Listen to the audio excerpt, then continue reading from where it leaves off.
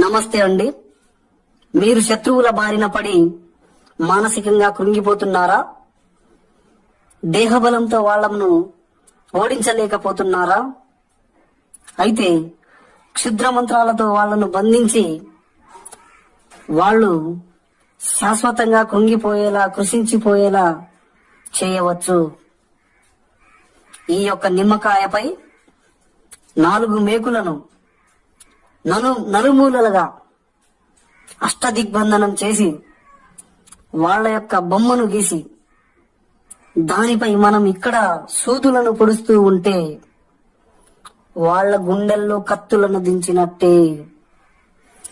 వాళ్ళు మానసికంగా కృంగి కృషించి ఆరోగ్యపరంగా మంచాన పడిపోయి శాశ్వతంగా ఈ లోకాన్ని విడిచిపోతారు.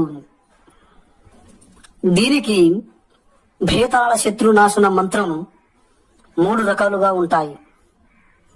అవి ఉపయోగించి క్షుద్ర మంత్రాలతో వాళ్లను కృంగదీయవచ్చు. ఓం నమో కాళికాంబాదేవి అయి నమః. ఓం హ్రీం క్లీం కపాలి కుండలి శత్రు సంహార సర్పలింగాత్మక సర్వనాశనై కాల భైరవి స్ఫురద్విషాం ప్రాణ వినాశనై మహంకాళియై శత్రు వినాశన సుదర్శన చక్రోశ్య స్ఫుర సహస్ర భాస్కర కోటి తుల్యం జ్వలంత భీషణ మృత్యుంజయ నమామ్యహం. ఈ మంత్రానికి తోడు మరో 2 రహస్యమైన మంత్రాలుంటాయి. వాటిని ఉపయోగించి మనం ఎవరైతే మన శత్రువులు ఉంటారో వాళ్లను చాలా సులువుగా కృంగదీయవచ్చు. ఏవైనా సందేహాలుంటే